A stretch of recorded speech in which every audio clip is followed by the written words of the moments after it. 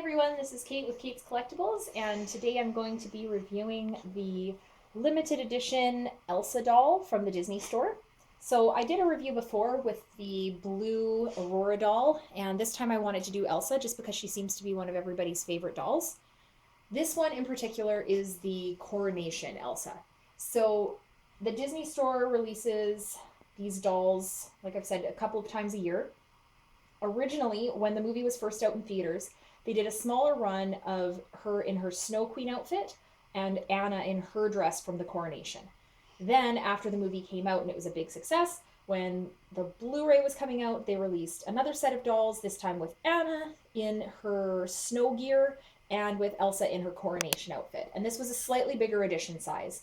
Now, kind of like a fool, I didn't buy the first two dolls because I hadn't seen the movie yet and I wasn't sure if I was going to like it. And those are the two dolls that are worth the most now when you're hunting these down. This set is the second most desired. After that, they've released a third set of dolls where they had her Elsa in her sort of younger outfit that she wore very briefly at the beginning of the film, kind of showing the past. She sort of looks like a schoolmarm. They had Anna in her dress from the end of the movie, and then they also had a Kristoff doll in his outfit from the end of the movie. I didn't get that set either. They seemed a little lackluster to me.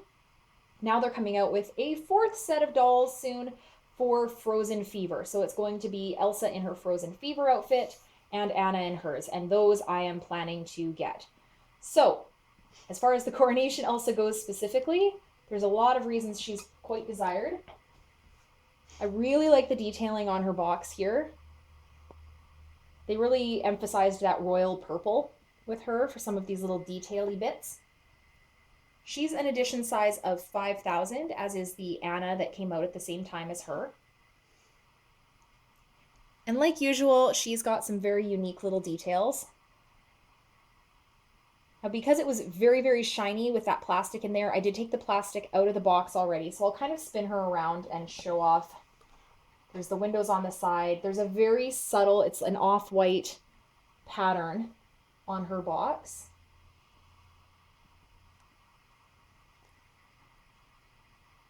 And we'll, on the back here, we get the details that she's from Frozen. We get her little silhouette right in the center of the box. Some details about her. And that sticker down at the bottom. So this was before Disney raised the prices on the dolls. So at the time, she was basically $100 American, 110 Canadian. The top of the box is very similar to the sides, same sort of a pattern. You can see a nice view of the top of her head there. Now I will slide her to the side just briefly so that I can show off the plastic, because I find the plastic on these cases, they always do a little bit of detailing with, and you can see that around the edges here.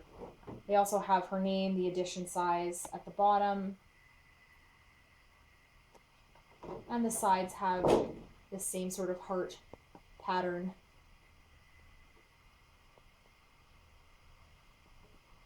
But the same basic structure, still just as irritating to get in and out of the packaging.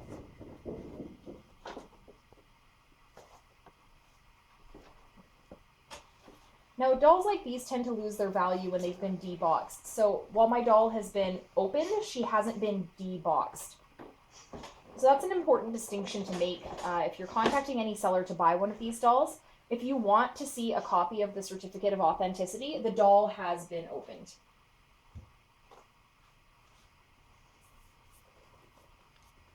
All right. So you can see she's kind of got the background of inside the castle. Really, really beautiful detail on this doll. So if we start at the bottom here, you can see there's all this stitching embroidery on her cape. Sort of that slightly more pink tone to some of it. Lots of little jewels all around. These jewels are very similar to the ones that I pointed out on the Aurora doll. And I did find one that had come loose from somewhere on her, sitting on top of her cape there. So again, they don't, unfortunately, these little things are stuck on there and they don't really hold up. So we'll see what happens with them over time. I love the bodice on her, this little bit of stitching right there. I like that they kind of toned these ones to match. Her gloves, which are fairly integral in the beginning of the movie, also have some jewel work on them. You can see that a little bit there. You can actually unclip her cape at the top. There's a little snap there to do that. If I do that, we'll see how gently I can do that. You can see what the top is like for the collar. It's sort of it's kind of a, not quite a silky fabric. It looks leathery, but it doesn't feel that way. It feels quite smooth. Oh. Now, one of the things I like about this doll, and that some people prefer over the Snow Queen version actually, is that the color of her skin. As the dolls have gone on, they seem to make them shinier and shinier, and the Snow Queen one does have more of a blue tone to her skin. I really like the little freckle details that she's got here. And the color choice for the lipstick is fantastic. Her bangs and hair are in pretty accurate condition there. And I'll tip her down again so that you can get a view of the hairstyle in the back.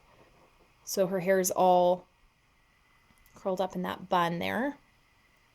Now, something interesting, I guess, of note with this doll, for some people who like to do their own customs on these dolls, people have purchased her liking the skin tone and taken the hair down only to find that it's not actually long. It's actually quite short. It's not as long as it appears, so it's a bit of an illusion, I guess, with her hair like that.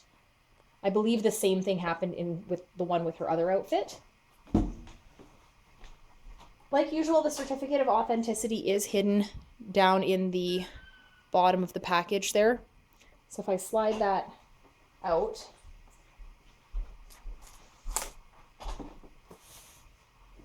I get the certificate there for her, showing she, in my mind, is number 2074. Nothing really on the back, just French. So these are always found hidden underneath the dolls, like I mentioned in the past. Because I haven't deboxed her, I have not taken a look at the marking on her back, but I purchased her firsthand directly from the Disney store, so I know that she's authentic. Overall, a really beautiful doll, and if you're a Frozen fan or just specifically an Elsa fan, this is a nice doll to have.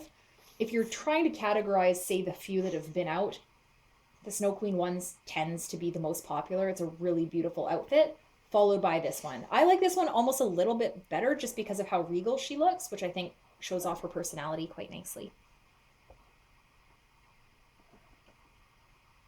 So I'm also going to be reviewing her counterpart Anna in another video.